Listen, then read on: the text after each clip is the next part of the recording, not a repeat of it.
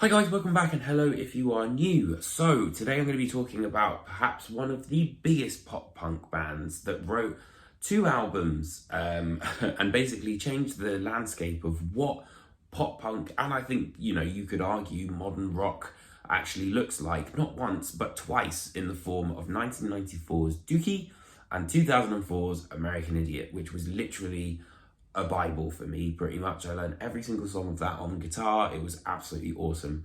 But I'm not here to talk about those albums. I'm here to talk about their 14th full-length album, which is Saviors.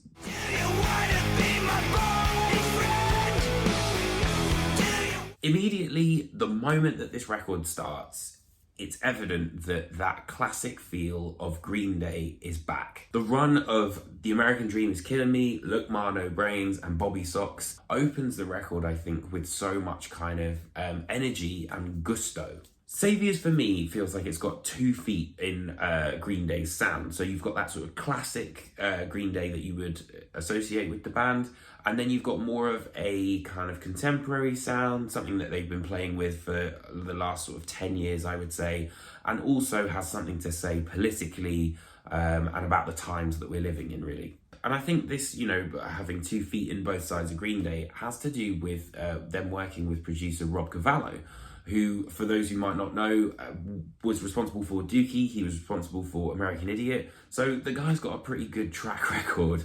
And to see him kind of come back and work with the band again, I think has brought that, that laser focus that we had on, those classic albums.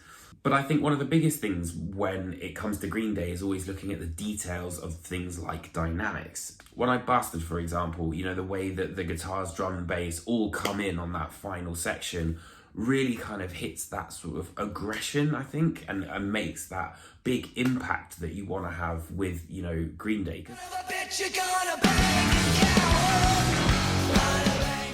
And I have to say that I think this is an enormous improvement over Father of All, which I really wasn't keen on. But Saviors, kind of returns with that sort of American Idiot vibe, because the band have things that they want to say. We've got, Living in the 20s, The American Dream Is Killing Me, and Strange Days Are Here to Stay. I think all of these songs are quite sort of, they have that energy that I was kind of lacking from the last couple of Green Day releases. Ever since we died, it hasn't been the same. Look at my saints, we're all together and we're living in the 20s. All the past, sleeping in broken glass. For me, it's that sort of state of mind that Green Day have always had, and tracks like Dilemma and Look Ma No Brains have that sense of fire that I think that the band have been kind of lacking. I was sober, now I'm drunk again.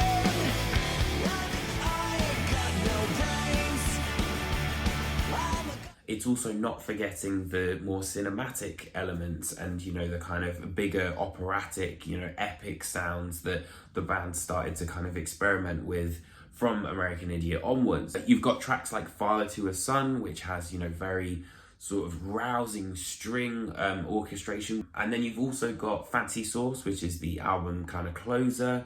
And also Good Night Adeline. That's, again, carrying on that sort of torch of the big ballads that we've had throughout their career.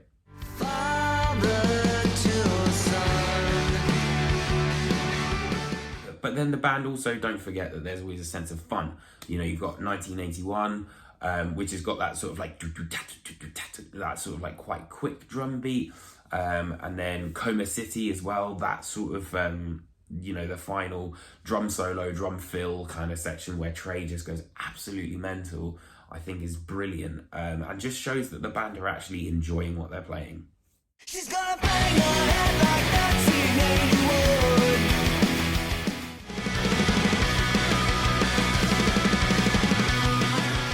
But what I think makes this such a great record and a really big return to form is the fact that those melodies, those instant kind of earworms that Green Day can do so well are prevalent in a lot of this.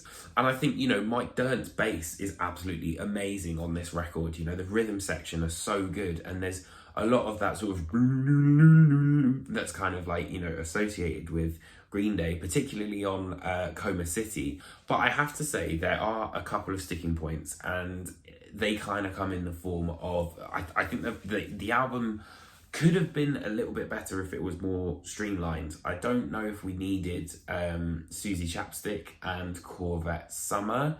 I think they kind of derailed the momentum a little bit.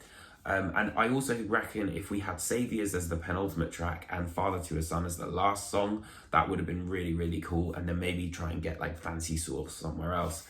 Because it just feels like that momentum that we've had from, you know, these really solid tracks just gets derailed a little bit. I think with a little bit of trimming, this could have been another modern classic, but you know, these are lofty things to say when you've got the likes of Dookie and American Idiot, but you know, it's absolutely a great record and one that's really kind of grown on me as well. So it might not be a classic, but as it stands, it's a very clever record that captures the zeitgeist of, you know, what the modern day is feeling, but also that classic Green Day that we know and love. And I'm really excited to hear some of this material played live. So for that reason, I'm going to give this album an 8 out of 10. I hope you guys enjoyed this album review. Let me know what you think in the comments underneath me. It'd be great if you could hit that like and subscribe button as well if you did enjoy this content. And I will see you guys very, very soon for another album review. Take care, my friends.